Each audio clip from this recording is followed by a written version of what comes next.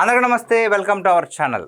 జగన్మోహన్ రెడ్డి గారు నాకు 15 రోజులు పర్మిషన్ ఇవ్వండి, నేను విదేశీ యాత్రకు వెళ్తాను, యూరప్కి వెళ్తాను అని చెప్పేసి పర్మిషన్ అయితే తీసుకోవడం జరిగింది.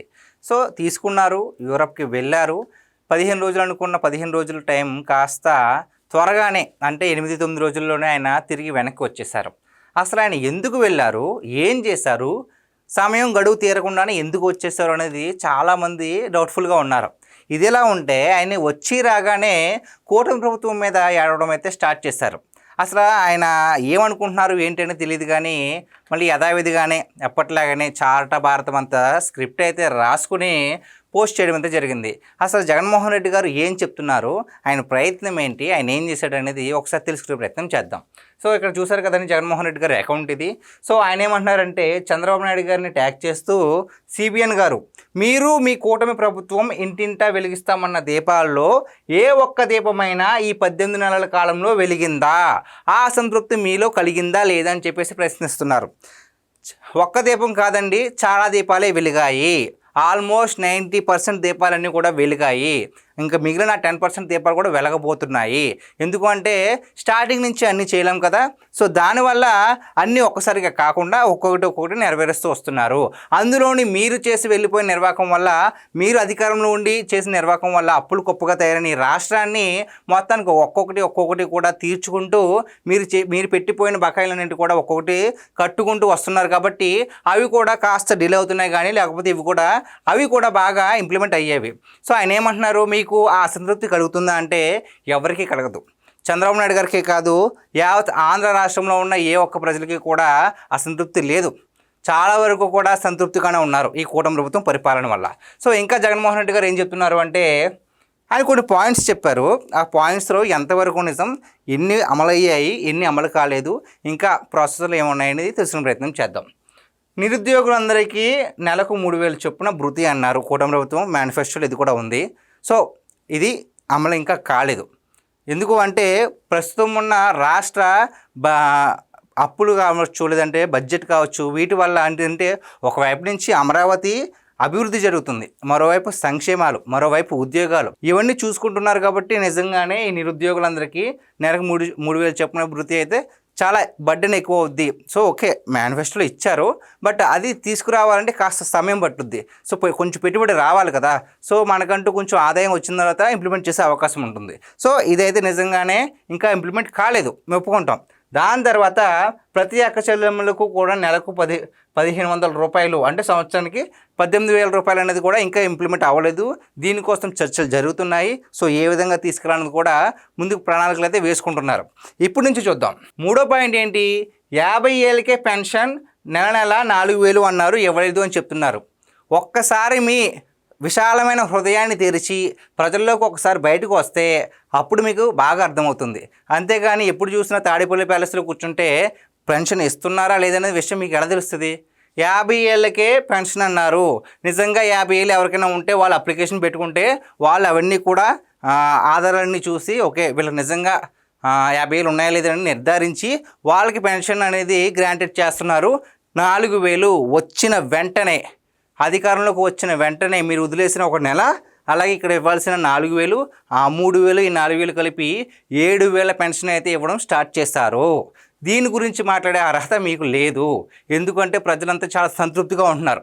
అంతకుముందు మీ ప్రభుత్వ హయాంలో పెన్షన్ ఇవ్వాలి అంటే తీసుకోవాలంటే వేరే చోటకి వెళ్ళాలి. వృద్ధులు, వికలాంగులు చాలా ఇబ్బంది పడేవారు.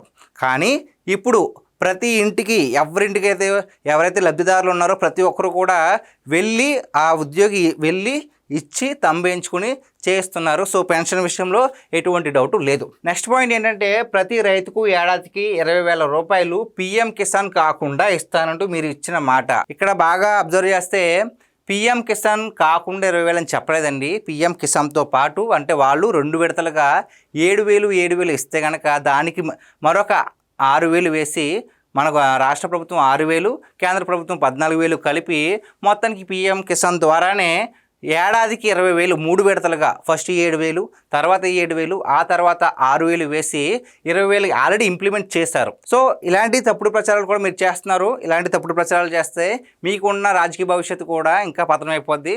సో ఇది కాకుండా ఇంకేమంటున్నారంటే ఎంతమంది పిల్లలు ఉన్నా పిల్లలందరికీ ప్రతి ఒక్కరికి ఏటా 15,000 రూపాయలు అని ఇచ్చారు, ఇవ్వలేదని చెప్తున్నారు. ఒక్కసారి మీరు డైరెక్ట్గా ఎలాగో వెళ్ళారు కాబట్టి ప్రజల్లోకి మీ నాయకులందరినీ కూడా పంపి ఇస్తున్నారా లేదా అనేది కనుక్కోండి.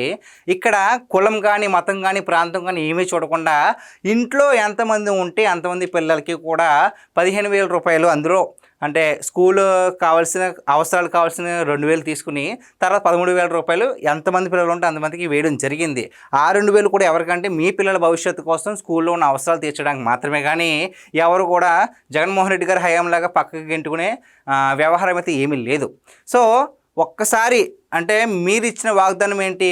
2019 ఎన్నికలకు ముందు, మీరు గెలిచే ఎన్నికలకు ముందు ఏమి ఇచ్చారు మీరు? సాక్షాత్తు జగన్మోహన్ రెడ్డి గారు సతీమణి భారతీరెడ్డి గారు కూడా ప్రజల్లోకి ప్రచారానికి వెళ్ళి అమ్మఒడి ద్వారా ఇంట్లో ఎంతమందికి ఉంటే అంతమందికి 15,000 ఇస్తామన్నారు, కానీ ఒక్కరికి మాత్రమే ఇవ్వడం జరిగింది. సో మీకులాగా మాట తప్పకుండా ఇంట్లో ఎంతమంది ఉంటే అంతమందికి ఇవ్వడం జరిగింది.